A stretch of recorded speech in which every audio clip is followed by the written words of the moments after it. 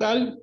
¿Cómo están? Soy José Luis Becerra, editor de CIO México, y me da mucho gusto darles la bienvenida a este webinar que hemos titulado Desde la seguridad perimetral tradicional hasta la filosofía del Zero Trust.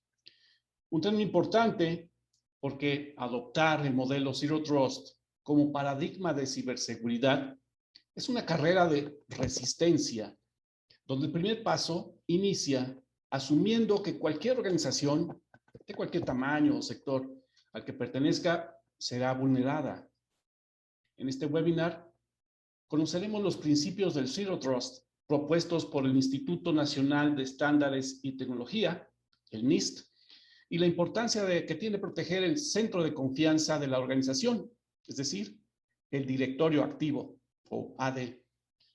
También vamos a conversar sobre cómo encontrar debilidades en el directorio activo que tienen las organizaciones y cómo pueden ustedes monitorear su red de forma dinámica para detectar errores de configuración, movimientos laterales o vulnerabilidades críticas.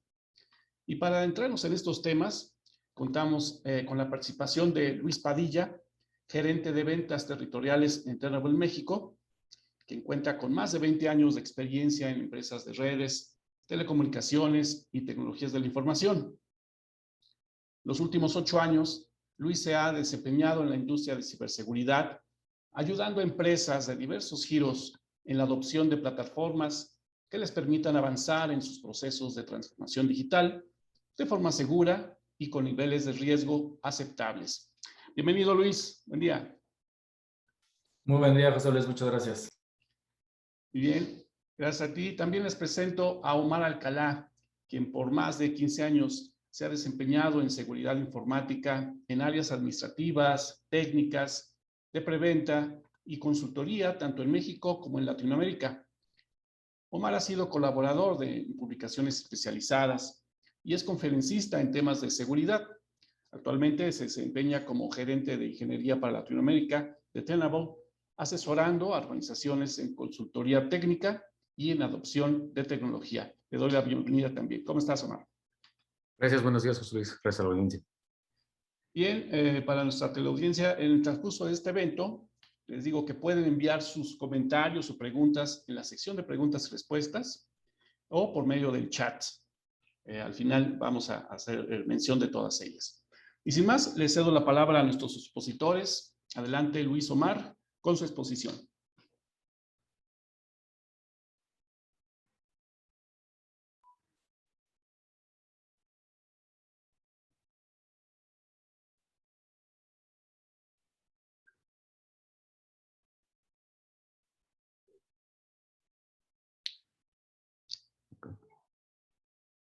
Ahora sí, una disculpa, por mucho que lo ensayamos, siempre la tecnología nos juega sorpresas.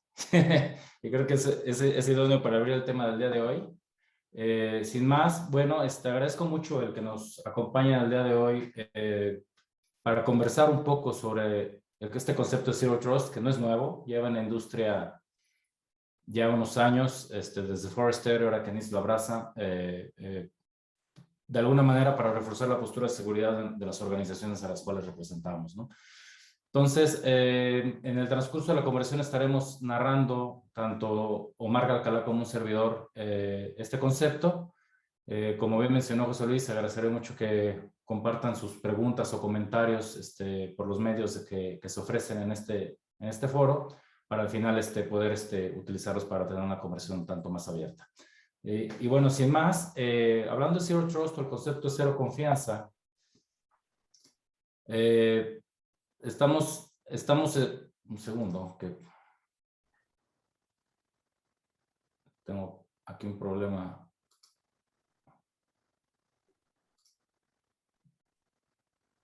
Bueno, en fin, estoy teniendo problemas con el control de mi computadora. Una disculpa con ello. Entonces, en esencia, hablando del concepto de Zero Trust, básicamente trata de una evolución de cómo va a estar lidiando con el reforzamiento de la postura de seguridad de nuestra organización, donde nos estamos moviendo de un concepto inicial de seguridad perimetral, en el cual se asume que todo lo que está dentro de una red es confiable y dentro del concepto de Zero Trust se asume que ya nada es confiable. Básicamente la comunicación entre un sujeto o un activo, de un sujeto o un activo hacia otro, se asume como no confiable. ¿Y por qué? Porque se presume que el atacante ya reside en nuestro entorno, dentro de nuestra propia red, ¿no? Y bueno, no olvidemos que las fronteras, como las conocíamos en las diferentes redes, pues ya no existen. Básicamente ese concepto de perímetro se ha borrado. Es una línea muy difusa que conforme el tiempo ha avanzado se ha tornado más imperceptible. Y si bien es necesaria, claramente ya no es suficiente, ¿no? Entonces, de alguna manera, pues ya no podemos confiar en que todo lo que está dentro de un perímetro resulta confiable. Adicionalmente, en el concepto tradicional se asume que las entidades no están en riesgo, ¿no? Contra el concepto de Zero Trust, donde se tiene que verificar siempre la identidad de algún sujeto que quiera acceder a cualquier información o dato dentro de nuestra organización. En esencia, no podemos confiar en nadie hasta que sea correctamente autenticado y verificado. Tercero, bueno, en el modelo perimetral se asume que todos los usuarios actúan con responsabilidad. La realidad es que no.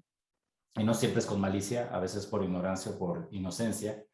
Por lo que se tiene que poner una política dentro de la filosofía de Zero Trust en lo que el acceso se da en la base de únicamente aquello que es estrictamente necesario para que dicho sujeto pueda cumplir sus tareas o sus funciones, ¿no? Entonces, pasamos de tener un acceso totalmente abierto y amplio dentro de un perímetro a restringir exclusivamente aquello que es necesario. Y por último, en la seguridad perimetral se habla de que se habla de detectar la conducta de los atacantes. Cuando del lado Zero Trust, básicamente los desafíos para los atacantes tienen que ser incrementados. Básicamente tenemos que subir de la barra, hacer la vida más compleja al adversario. Entonces, básicamente, la filosofía de Zero Trust parte de simplemente no confiar en el que tenemos al lado, ya sea el activo o sea el sujeto. Esencialmente, podemos decir que en un concepto de cero confianza, o la confianza se considera una vulnerabilidad. Al final del día, a mayor confianza tengamos en el sujeto de al lado, más vulnerables nos debemos de considerar. Entonces, se debe diseñar una estrategia en la cual pues nunca debemos de confiar y siempre debemos de verificar. Normalmente cuando hablamos de Zero Trust tendemos a pensar en segmentación de red o incluso a nivel de microsegmentación, que es legítimo, son estrategias completamente legítimas, pero hay otra estrategia Zero Trust que va orientada a la identidad del sujeto y verificar completamente credenciales y básicamente es de la que vamos a hablar al día de hoy. Entonces, dicho eso, este es un slide un tanto histriónico, pero los muros se derrumban, se borran, estas fronteras de las cuales solíamos descansar, pues prácticamente han quedado como un elemento necesario, pero claramente insuficiente, ¿no? Entonces, ¿qué vamos a hacer dentro de dichos muros para poder estar y poder confiar de que estamos en una postura de seguridad un tanto más efectiva? Pues estamos hablando de los principios que Zero Trust, de acuerdo al NIST, abunda ahí. Y bueno, Omar, aquí te cedo la palabra, por favor, si nos puedes ilustrar sobre estos 7 principios. Sí, claro. Gracias, Luis.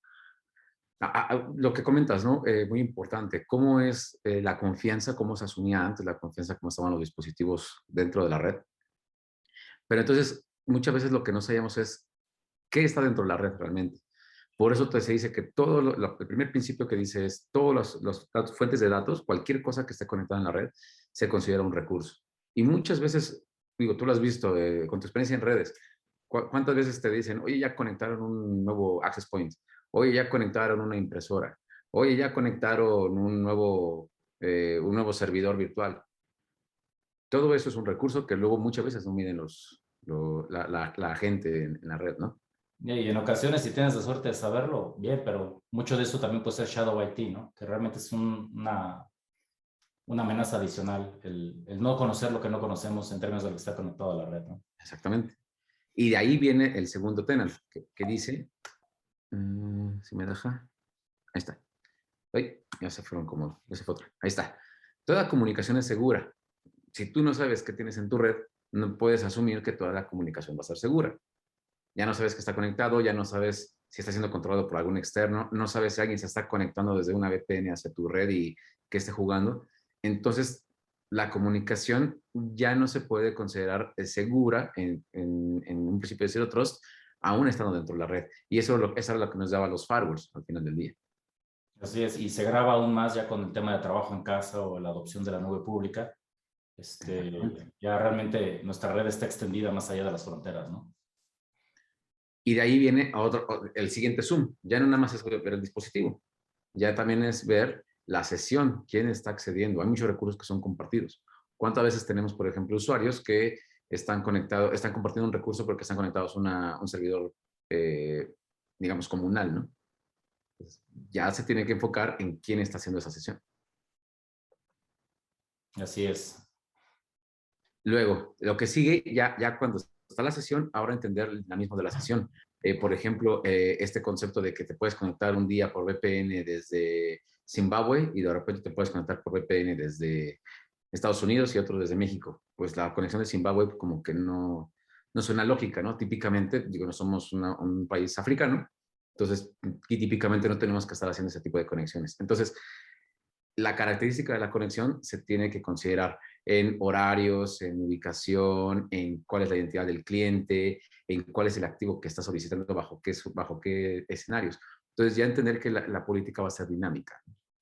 Así es, o sea, hay que meterle contexto a la identidad del individuo que está pretendiendo acceder a la información, ¿no?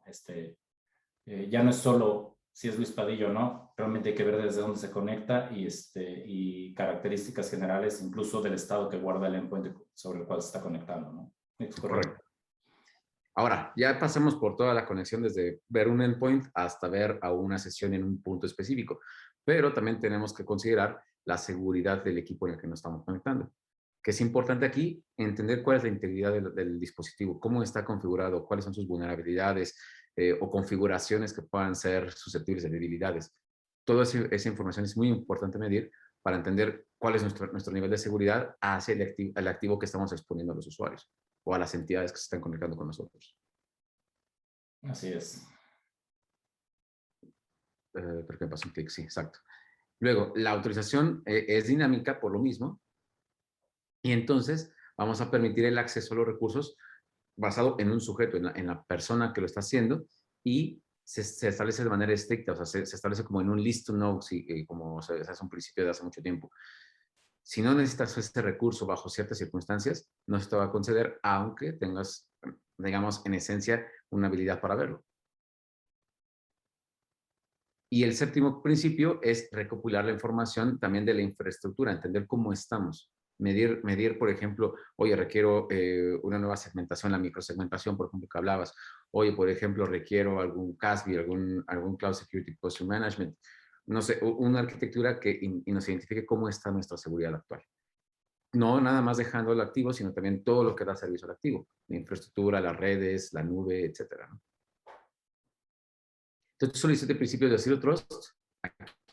Lo importante es irlos llevando en práctica y que veamos que esto se va a transformar en lo que sea una arquitectura.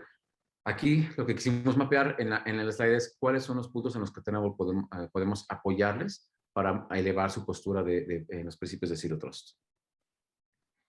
Vamos a hablar más adelante con la arquitectura de... Perdón, ¿ibas a comentar? Sí, no, básicamente evidentemente la arquitectura Zero Trust es un marco de referencia. Hay múltiples elementos que se pueden adoptar y es importante puntualizar que en estos 4 ejes, o en estos 4 principios es donde realmente tengo que tener una contribución, ¿no? Para poder hacer la postura de seguridad de la empresa más estricta. Perdón, era nada más mi comentario. Adelante, adelante. Ahora, vamos a hablar de una arquitectura de Zero Trust. Entonces, en esta arquitectura se pueden ver bastantes jugadores, bastantes cosas que tenemos que considerar en cuanto a la identidad, en cuanto a la conexión de los servicios que vamos a tener. Entonces, podemos ver, por ejemplo, aquí sistemas SIEMs, podemos ver PKI en la parte de la autenticación, podemos identificar actividades, inteligencia de amenazas, la parte de CDM, que significa Continuous Diagnostic and Mitigation, o sea, entender cómo está nuestra infraestructura. Entonces, toda esta información, cómo nosotros la vamos a aportar y cómo la vamos a llevar de un sujeto que quiere entrar en un sistema y después cómo de esa no confiabilidad inicial pasándolo por las aplicaciones de políticas, vamos a llegar a un activo y le vamos a dar el acceso. Como pueden ver, esta es una arquitectura en la que, volvemos al tema, no hay un vendedor solo en la industria que pueda cubrir con todo esto. Entonces necesitamos hacer una arquitectura que juegue en estas características y ver qué nos va a ayudar a resolver estos problemas. Aquí lo que nosotros hicimos fue mapear diferentes puntos que nosotros les podemos ayudar en Tenable, en la que parte de la información que les vamos a proveer les puede ayudar a entender cómo está su riesgo en la infraestructura, cómo están sus posturas con usuarios, cómo podemos identificar estas amenazas que pudieran hacerse, en este caso en el directorio activo. Ahorita vamos a hablar un poquito de ello, y la parte de la inteligencia de amenazas que están apalancando un ataque y apalancando una vulnerabilidad para poder pues, vulnerar nuestra infraestructura. Pensemos que mucho de esto va a venir por una debilidad, y que cuando ya se apalanca esa debilidad, viene un malware, viene un phishing, viene un denial of service, viene un ataque avanzado que hace que genere persistencia. Y una vez que genera persistencia, típicamente lo primero que va a buscar el atacante es establecer una identidad que sea de confianza para ustedes en la organización. ¿Cómo ves, Luis? Ahí, ¿cómo les podemos ayudar? ¿Cómo les gusta la arquitectura? Pues sí, la verdad es que digo, aquí se ve claramente la contribución que tenemos en la construcción de la arquitectura de Zero Trust. En esencia, lo que nosotros, como una empresa que se define como una plataforma de gestión de riesgos, partimos de la base que el exceso de confianza también representa un riesgo, ¿no? Entonces, aquellos que han conocido a Tenable por tiempos pasados, pues normalmente nos asocian el tema de gestión de vulnerabilidades, ¿no? Y aquí estamos en una redefinición de lo que una vulnerabilidad representa.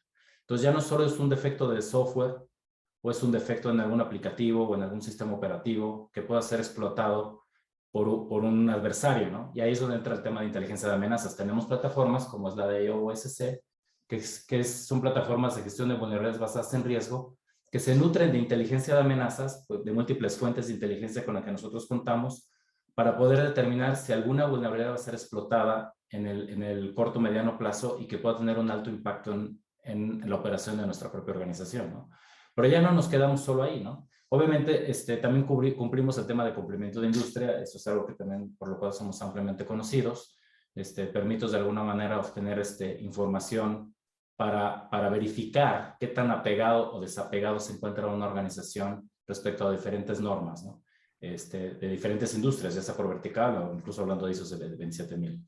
Pero ahora estamos expandiendo la definición de vulnerabilidad a la identidad de los sujetos que pretenden acceder a un determinado recurso empresarial. Un activo puede ser una base de datos, información privilegiada, etcétera. Al final del día, ese es un riesgo inherente, y entonces tenemos que tener ahí un involucramiento muy claro en términos de lo que es la gestión de la identidad del sujeto que está pretendiendo, ¿no? Entonces tenemos aquí claramente una inserción a través de una plataforma que nos ayuda a mantener la higiene del directorio activo, presumiendo que la organización descansa en el directorio activo para autenticar y autorizar el acceso de diferentes sujetos a diferentes activos. Bueno, poder tener aquí un inserto entre el plano de control y el plano de datos para asegurarnos que antes de que pueda fluir un flujo de trabajo entre el sujeto y el activo a nivel del plano de datos,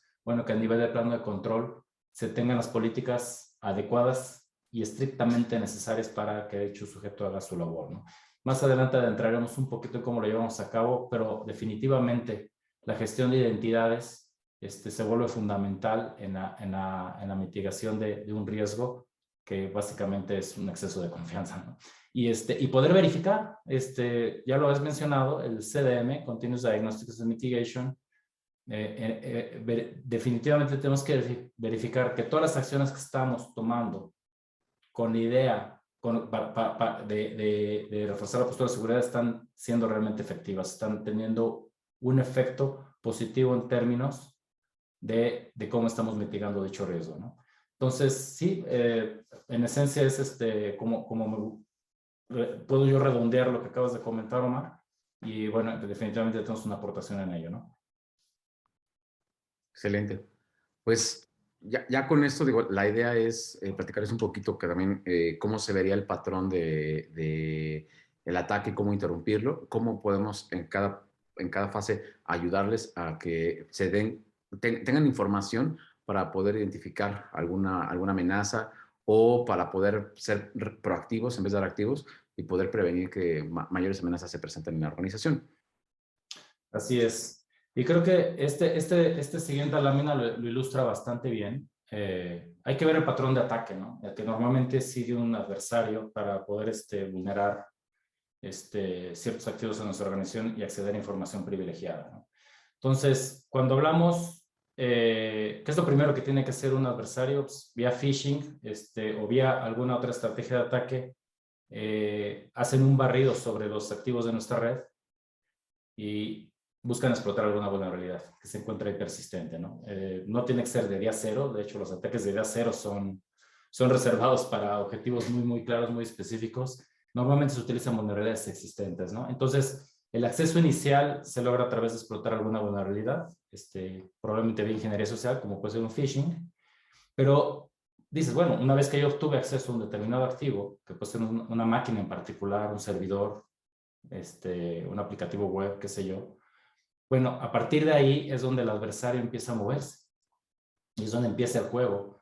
Y en términos de la cadena de ataque, en sentido estricto, llevar a cabo alguna exploración para conocer perfectamente el entorno sobre el cual se está moviendo y en función de ello, poder obtener acceso al directorio activo, encontrar algún usuario que por alguna razón o falta de higiene es totalmente accesible al adversario y el cual a partir de ahí puede escalar los privilegios y moverse libremente a través de los recursos de la red, ¿no? En este punto, una vez que el adversario ha logrado elevar los privilegios, el directorio activo puede establecer movimientos laterales, establecer tácticas evasivas para no ser identificado dentro del entorno, ¿no? De tal manera que ya no se identifique su actividad en el momento o incluso cuando se haga un análisis forense, pues simplemente no existe evidencia de su paso por ahí, ¿no? Y a partir de ahí podrá establecer código en algún sitio conveniente y sobre el cual ya se puede hacer una ejecución de algún acto específicamente malicioso para exfiltración, ransomware, etc. ¿no? Entonces, esta es una cadena de ataque, claramente está simplificada para fines didácticos, pero lo que muestra claramente es que pues, la explotación de una vulnerabilidad es tan solo el inicio de una cadena de ataque un tanto más compleja que termina en el daño para el cual fue diseñado. Y como Tenable, pues lo ilustramos de esta manera, ¿no? O sea, por un lado, es muy importante para poder interrumpir una cadena de ataque. En principio, en el mundo ideal debemos de tener la capacidad de poder prevenir la explotación de una vulnerabilidad. O sea, básicamente, si esta vulnerabilidad es preexistente, que prácticamente todos los ataques que suceden en el año explotan vulnerabilidades preexistentes bien conocidas con un parche conocido.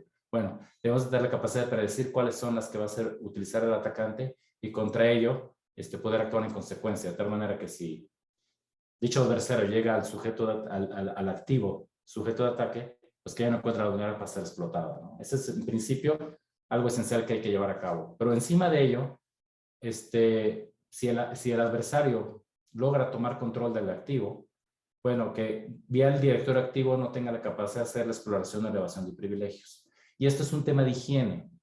Ya poniendo énfasis un poquito más sobre el directorio activo, es un elemento al cual se le mete mano diariamente por múltiples usuarios y no por malicia, sino simplemente por complejidad y por dinamismo en su operación.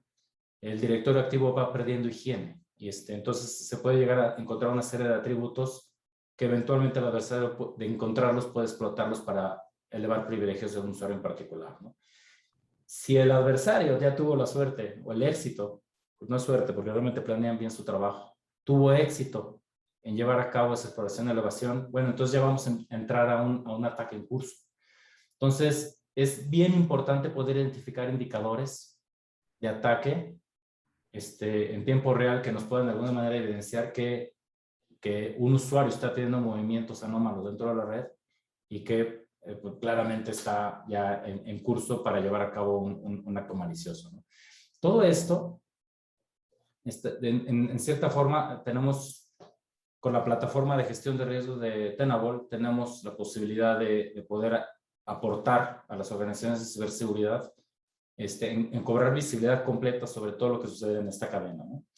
Y para ello, digo, hoy no vamos a entrar al detalle, evidentemente en la sesión de preguntas y respuestas podemos abundar, pero lo que yo quiero sembrar en su mente es que una cadena de ataque cumple al menos estos pasos de manera simplificada y tenemos una aportación para poder de alguna manera mitigarlo. Y Omar, bueno, no sé si nos ayudes a abundar sobre este concepto, ¿no? Sí. Con el apoyo. Y aquí, con lo que contabas, muchas veces no es nada más explotar una vulnerabilidad, a veces es nada más un error de configuración porque, pues, como dices, tienes el directorio activo y está andando constantemente, o tienes configuraciones en los equipos y están andando constantemente. Entonces, puede haber la eventualidad de que pues, haya una omisión en la configuración. Y entonces, como nosotros tenemos que considerar todo, es la típica guerra de nosotros no podemos fallar una vez y el atacante con que tenga un solo éxito es suficiente. Entonces, ¿cómo podemos nosotros tener esta visibilidad? Entonces, toda la parte de gestión de riesgo ya lo conocen, y cómo poder ayudar al CISO, porque aquí la importancia es cómo comunicarlo a cada área. Al CISO, digo, no le vamos a llegar con los aspectos técnicos, pero sí le vamos a llegar dónde está la parte crítica del directorio activo, de la parte de vulnerabilidades, de los riesgos, y de identificar las mejoras que tengamos que realizar. Hacerlo lo más high level posible, lo más de alto nivel posible, para poder comunicar el riesgo y ver las acciones que se están tomando. Porque también eso es importante, no nada más es, te digo qué hay que hacer y ya, sino cómo vamos evolucionando en el tiempo. Por eso es gestión al final del día. Así es. ¿Perdón? No, adelante, adelante. Ok. Al director de seguridad, pues darle cómo está su ambiente, su infraestructura. Y aquí lo importante es que ya pueda ir identificando cómo embonar esa estructura en su arquitectura, que va a ser de manera muy sencilla. La idea es que sea de manera muy sencilla y que no implique tantos cambios o tantas, digamos, privilegios altos para evitar la disrupción en el día a día, que muchas veces ese es el meollo, ¿no? O sea, muy difícil llegar, luego pedir, oye, dame, abre el firewall, da una ventana de mantenimiento, instala un agente, cosas así. Y entonces se vuelve muy complicado para luego el director de seguridad justificar luego esas ventanas, ¿no? Y a la gente que está en el día a día, pues darle ya la información técnica, la carnita importante para poder aplicar los cambios, las recomendaciones que se tengan que hacer, y que esto sea una guía para no nada más la gente de seguridad, sino también la gente de infraestructura, la gente que es responsable de llevar estos sistemas. Que al final de cuentas está el eterno dicho de la seguridad es de todos, ¿no? Entonces tenemos que involucrar a todos y darles las herramientas lo más fácil posible para que puedan continuar con esta higiene que ya comentabas, Luis. Así es, al final del día hay diferentes audiencias dentro de la organización que requieren cobrar visibilidad completa sobre su superficie de ataque. La consumen diferente. Y bueno, aquí haciendo un poco de énfasis y un poco de entrar un poco más al detalle, al final del día estamos hablando de modelo Zero Trust, ¿no? Y en el entorno de un ambiente corporativo de TI, el directorio activo es básicamente lo que denominamos las llaves del reino. Es el centro de confianza donde realmente se determina si un sujeto, ahora sí valga la frase, es sujeto de confianza o no para acceder a un determinado activo, ¿no? Entonces, es muy importante considerar la administración de un directorio activo en la organización, en que por un lado se evalúen los derechos que los usuarios tienen para acceder a determinados recursos, ¿no? Se aplica la regla de los mínimos privilegios posibles en función del rol que este sujeto asume dentro de la empresa. Por otro lado, es importante mantener una postura de seguridad bajo control, asegurar que todos los mecanismos de seguridad se encuentren habilitados para, en un momento dado, poder prevenir una cadena de ataque exitosa, ¿no? Por encima de ello, bueno, es importante dar seguimiento a la evolución que guarda el estado de un activo. Al final del día, hay que alertar cuando un cambio en el directorio activo compromete la integridad del mismo. Entonces, es bien importante tener monitoreo en tiempo real de todos los cambios que están sucediendo. Uno puede presumir, y he hablado con ciertos administradores de directorio en algunas organizaciones, y dicen, bueno, yo es que Yo audito mi directorio 2 veces al mes, ¿no? Perdón, 2 veces al año. Y a pregunta expresa de si ellos ya consideran suficiente, dicen, no, pues definitivamente no, porque nos damos cuenta que dejamos perfectamente sanitizado el ambiente y al cabo de unas semanas regresó a estar en un estado de poca higiene. Entonces, esto indica que nos tenemos que mover a un esquema continuo de monitoreo para ver que los activos se encuentran realmente en un estado saludable de higiene, ¿no?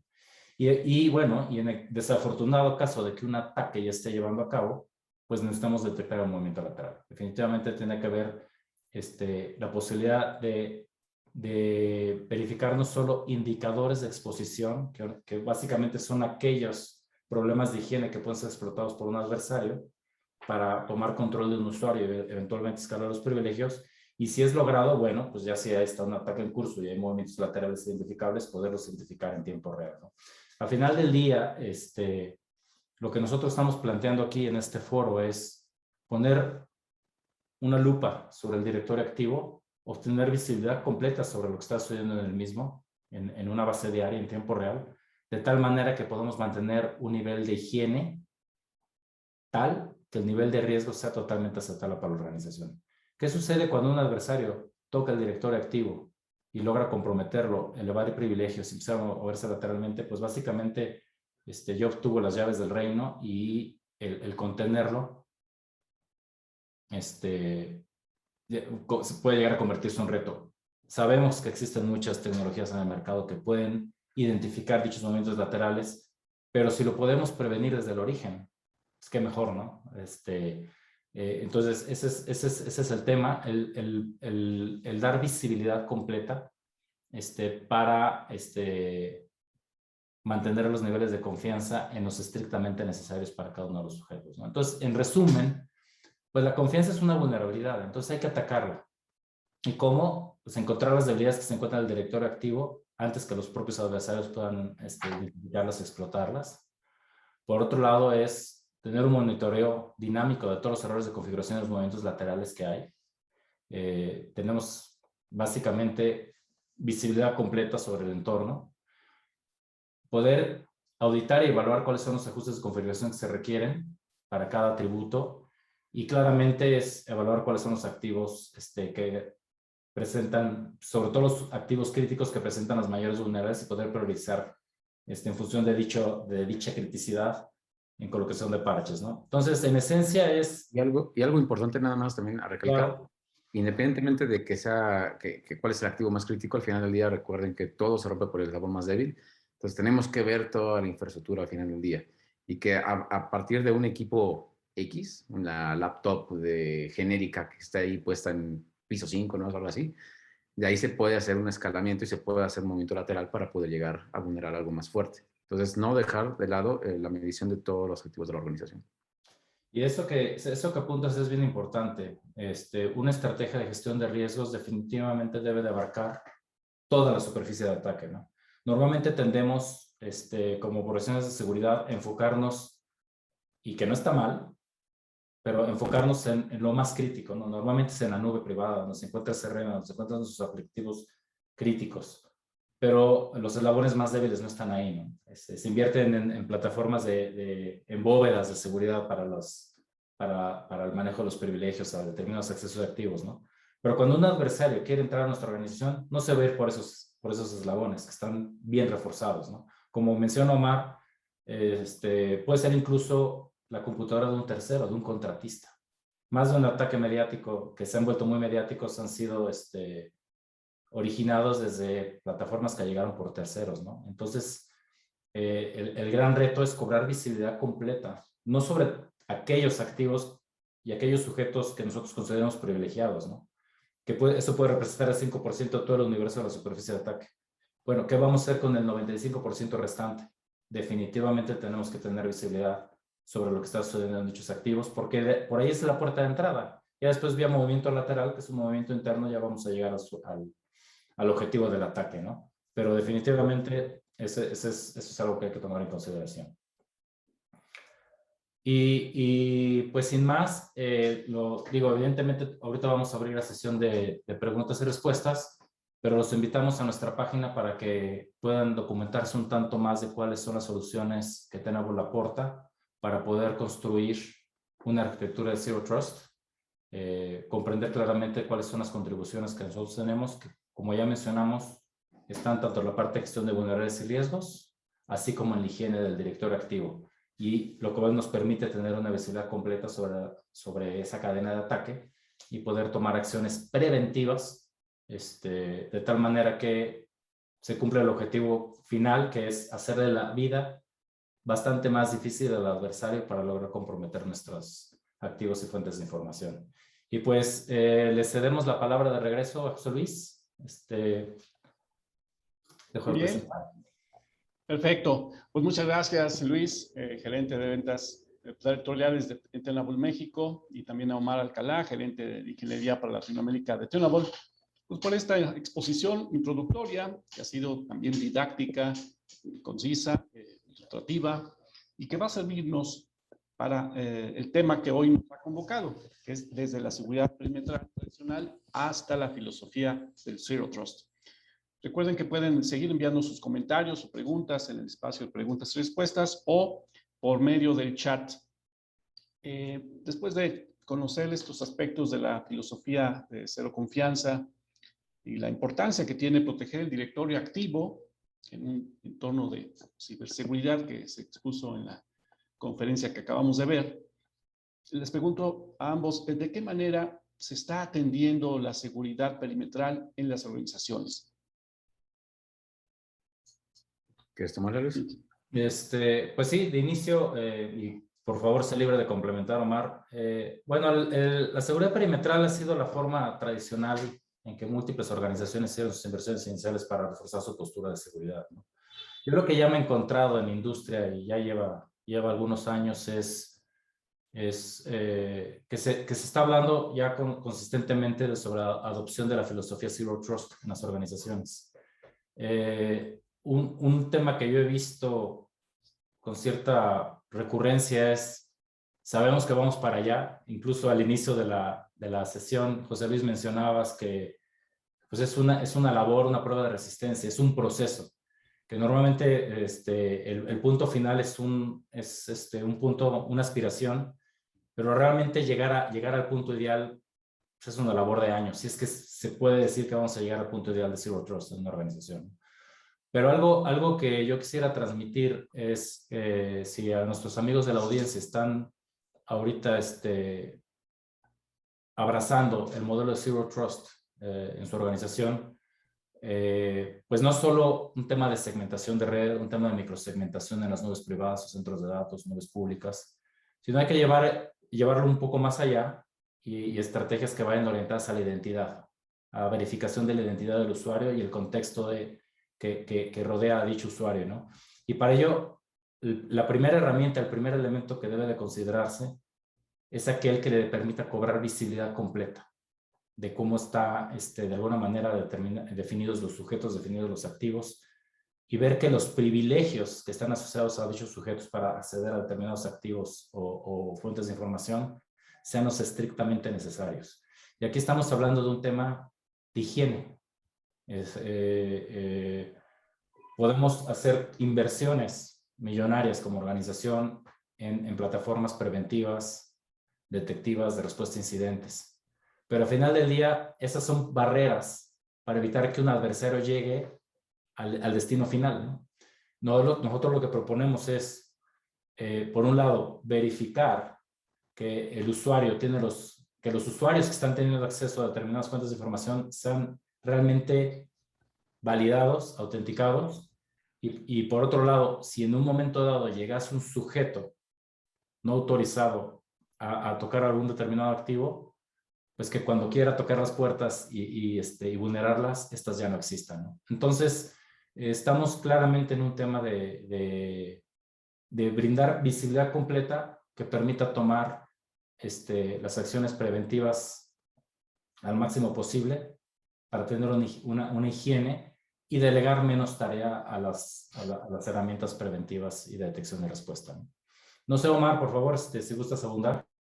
Digo, nada más para complementar el tema de la nube, ¿no? Típico, ahorita ya este tema perimetral, pues ya cada vez es más legado entre nubes y home office y todo lo que ha cambiado recientemente, pues se da el que ya no hay perímetro. Entonces, por eso es el concepto del Zero Trust, la microsegmentación, buscar cómo hacemos que hayan esas entidades, que haya esa confianza, o más bien evaluar esa confianza para hacerlo más estrictos en los accesos. Entonces, la seguridad perimetral, pues sí es importante, pero ya no es lo único, y eso ha sido por mucha ocasión, pero ahora más relevante, que no es lo único en lo que nos podemos estar fijando. Y quien no se fija en un firewall, le falta mucho en la parte de la arquitectura, que le invitamos a que evalúe todos estos conceptos para reforzar su seguridad, ¿no?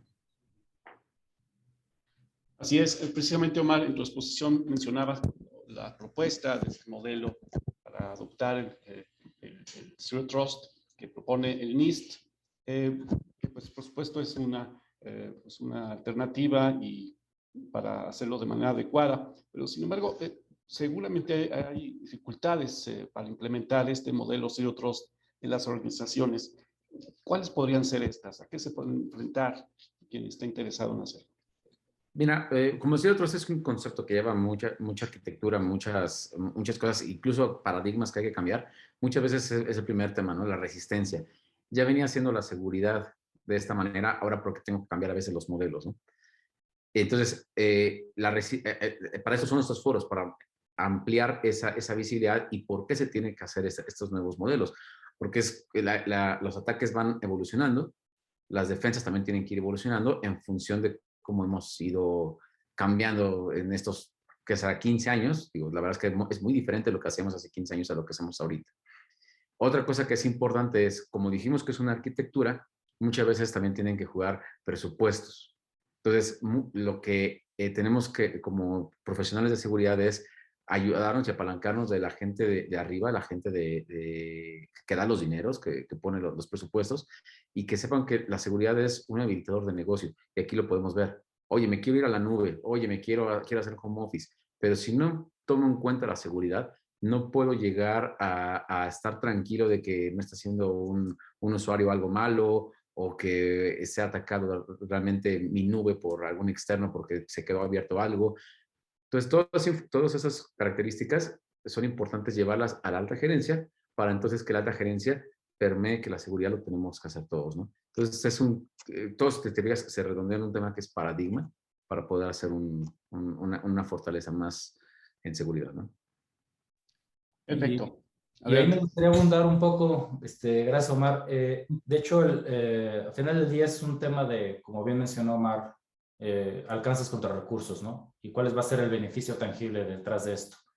Y el propio NIST hace una recomendación en la cual se elijan casos de uso.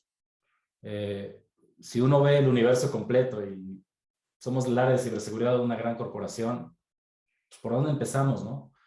Y entonces yo siempre he dicho que el foco paga. Entonces, si uno se va a enfocar en la superficie completa, probablemente va a morir en el intento. Pero si empezamos a elegir casos de uso bien específicos, ahorita mencionó Omar, trabajo en casa. Bueno, es el caso de uso que desde hace año y medio a todas las organizaciones los ocupa.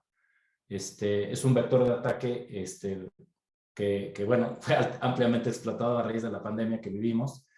Y entonces, ese es un caso de uso muy particular. Otro puede ser una nueva nube privada que se esté desplegando, el cual van a ser Greenfield, ¿no? Es muy raro encontrar casos de uso que sean Greenfield o que estén naciendo de cero en las organizaciones, pero es un excelente punto de partida para empezar a abrazar conceptos de Zero Trust, ¿no? Entonces, si en su organización tienen algún caso de uso que está embriónico, que está naciente, pues pueden hacer de origen ya con los conceptos aplicados, ¿no?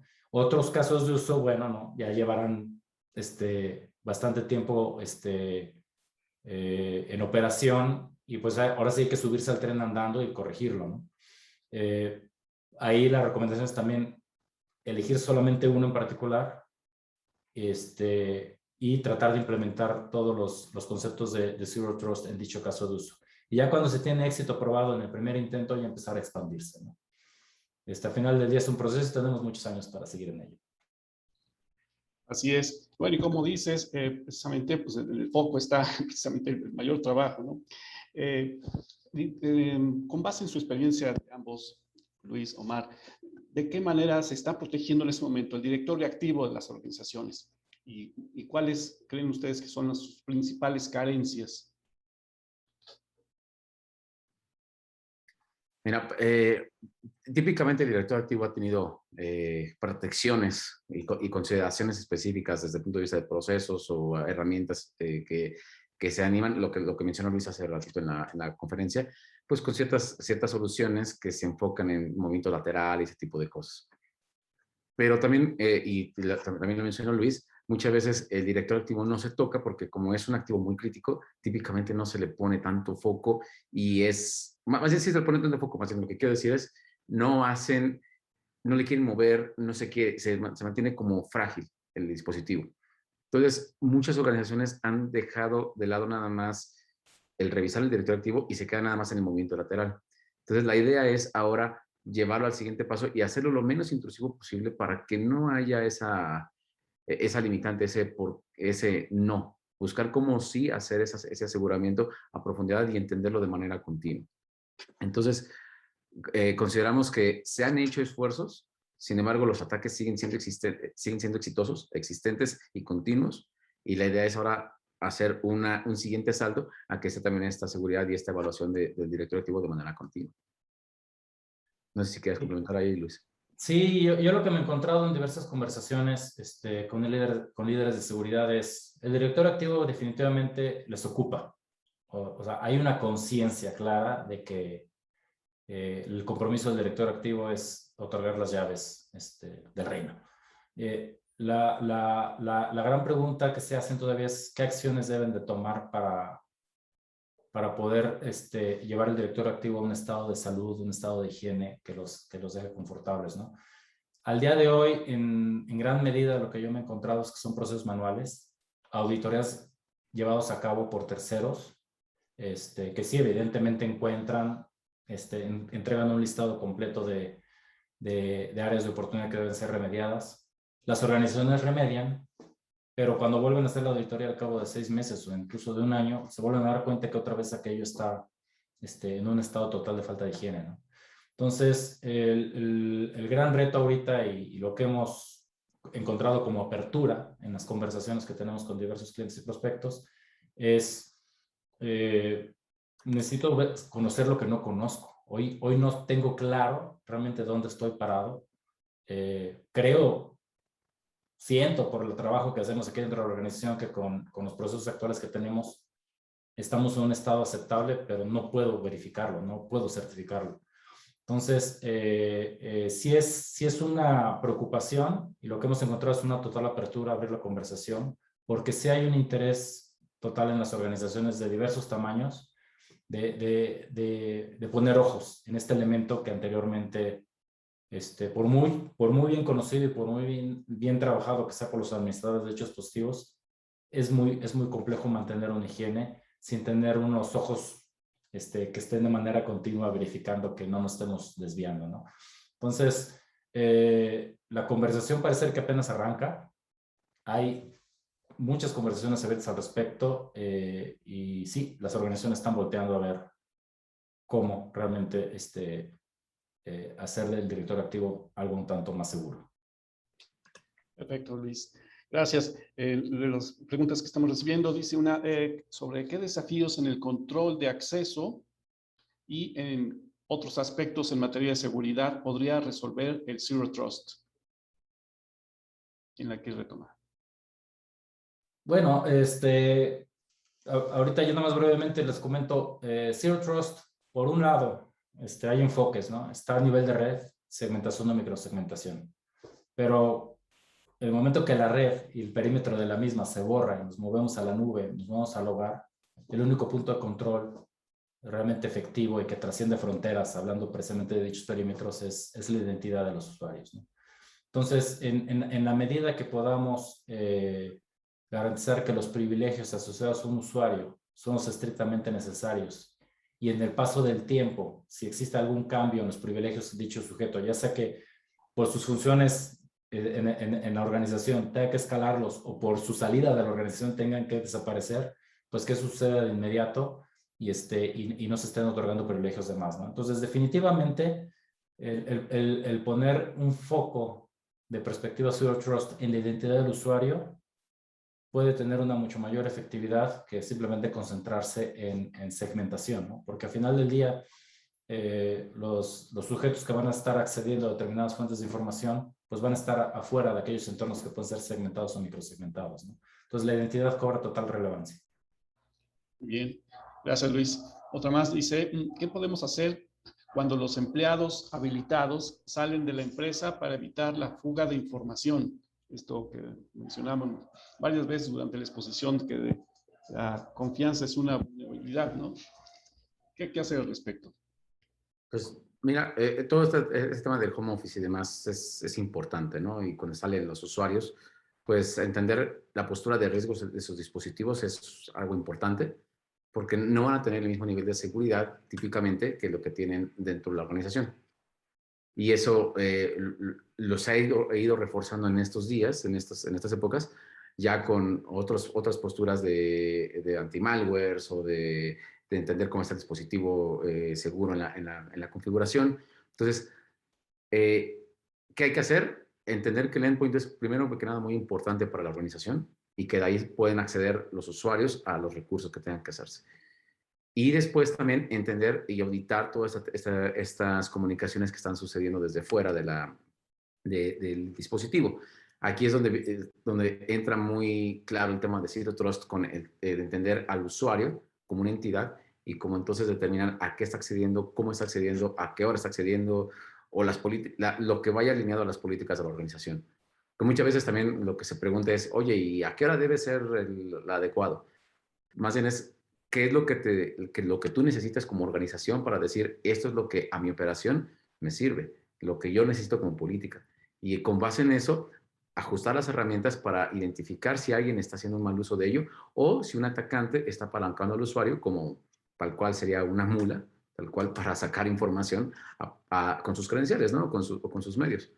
Entonces, todas estas herramientas se van enfocando, todas estas políticas se van enfocando en función de la organización para poder identificar pues estas desviaciones, ¿no? Y tener una política, como lo estamos diciendo ahorita, una política, una parte consultiva que ya les ayuda a ir reforzando las medidas que le hacen sentido a la organización. Bien. Luis, ¿quieres agregar algo? Continuamos con la siguiente. Okay. Sí, dice. Muy bien. Dice, hay una pregunta abierta aquí. Dice, ¿cómo podemos defender nuestros activos e información contra los hackers y otros ciberdelincuentes? Pues lo primero es cobrar visibilidad. Desde la perspectiva de Tenable, obviamente hay muchas estrategias defensivas de detección, etcétera, ¿no? Pero desde la perspectiva de Tenable, nosotros creemos en la prevención, así, mitigación de riesgos. Las fuentes de riesgos vienen por dos ángulos, por vulnerabilidades en el software, piezas de software defectuosas que pueden ser de alguna manera explotadas por el adversario, exploit kits, que van a hacer uso y abuso de ellos, y por otro lado temas de higiene, ¿no? Temas de higiene en términos generales de la configuración de los activos y en particular de la configuración en el directorio activo para de alguna manera poder garantizar acceso a recursos. Entonces, lo que nosotros planteamos es anticipémonos al adversario, establezcamos protocolos para identificar aquellas vulnerabilidades y definiendo vulnerabilidades en un sentido muy amplio, todo aquello que induce un riesgo, ya sea error de configuración o defecto de software, y cobrar visibilidad sobre ellas que sean altamente prioritarias y de alto riesgo y remediarlas antes de que un adversario pueda llegar a explotarlas, ¿no? Definitivamente, hace un momento habló Mar de, bueno, está el gran reto de recursos económicos, recursos humanos, y para poder de alguna manera reforzar la postura de seguridad, ¿no? Lo que yo he encontrado muy favorable en conversaciones con nuestros clientes es que, sobre todo cuando están en una fase de inicio, dicen, es que no sé dónde estoy parado. Le digo, lo primero que necesitas es visibilidad, saber dónde estás parado. Ahora sí que establecer visibilidad completa para, en base a ello, ya poder tomar decisiones estratégicas, ¿no? Por un lado, Tenable les va a ayudar a tener visibilidad, identificar aquellos aspectos más vulnerables para tomar acciones en consecuencia orientadas a remediación, pero también hay estrategias de mitigación, ¿no? Y bueno, si yo voy a invertir en una plataforma defensiva, bueno, ¿dónde la voy a enfocar? ¿Qué características debe de tener? Mucho de la discusión nace de la información que nosotros proveemos. Entonces, y esa información básicamente va a provenir de sus activos usuarios. Entonces, contra ello, somos una herramienta que por un lado les va a permitir remediar aquello que es remediable directamente sobre los activos y sobre los privilegios de los usuarios. Y por otro lado, identificar claramente sobre cuáles deben ser las áreas de foco para establecer estrategias de mitigación con otras plataformas. Bien, una última para antes de finalizar. Dice, ¿cuáles son las recomendaciones que propone Tenable a las organizaciones con respecto al trabajo híbrido seguro? Brevemente. Adelante, Mar. Pues, creo que se relaciona mucho con la pregunta anterior, ¿no? La parte híbrida, la parte de que no se lleven la información. Vamos, considerar a los usuarios que están, sobre todo remotos, en que tienen acceso a los recursos que requieren la seguridad y que al final del día debe ser una estrategia de adopción de seguridad y de entender que están en todos los activos, la organización se preocupe por ellos, ¿no? Muchas veces ha sido muy complejo establecerlo. Nos ganó la pandemia, definitivamente. Fue una aceleración de, bueno, todos a casa y desde ahí trabajamos en aras de mantener pues, a las empresas andando. Entonces, ya vimos que es muy importante, vimos que es muy necesario. Ahora, continuemos con esto y que se maneje, como dijimos, de manera continua a toda la organización, evaluar sus posturas de seguridad y darle las herramientas de seguridad y las políticas de seguridad para que pueda ser un ambiente pues lo más sano para la organización. Que esto continuamente estará evolucionando, por supuesto. Perfecto. Gracias, Omar. Pues Luis, ya estamos por finalizar este webinar, pero antes les quiero pedir a Luis Padilla, a Omar Alcalá, que nos den unas palabras de a modo de conclusión. Comenzamos por ti, Luis. Claro que sí, pues muchas gracias por la atención en esta hora. Básicamente invitarles, permítanos establecer contacto con ustedes de tal forma que les podamos ayudar a obtener una herramienta que básicamente les permita cobrar visibilidad sobre el nivel de riesgo en el cual están expuestos y contra ello poder tomar acciones y toma de decisiones que sean relevantes para el reforzamiento de la postura sobre las organizaciones. Muchas gracias. Gracias, Luis. ¿Y cuáles serían tus palabras finales, Omar? Pues agradecerles primero que nada a la audiencia. La verdad es que ha sido muy, muy nutritivo esto y la verdad es que consideramos, queremos ayudarles, como dijo Luis, y muy importante que consideren a la seguridad como un habilitador de negocio. Que siempre vean a la seguridad no como ese stopper que me dice, no, no hagas, no, al revés. Que vean que les permite adoptar otras estrategias, por ejemplo, de nube, de trabajo híbrido que ya se habló, de expandir el negocio, de otros lugares para poder entender que la seguridad va a ser una función transversal a la organización y que va a habilitar sus procesos actuales y futuros del negocio. Perfecto, muchas gracias, Omar. Y bueno, con esto damos fin a este webinar. En nombre de CIO México, agradezco nuevamente la participación de Luis Padilla, gerente de ventas territoriales en Tenable México, y a Omar Alcalá, gerente de ingeniería para Latinoamérica de Tenable, y por supuesto a ustedes, nuestra amable audiencia. Mi nombre es José Luis Becerra, editor de CIO México. Muchas gracias por su atención y nos vemos en nuestro próximo evento. Saludos a todos. Buena jornada.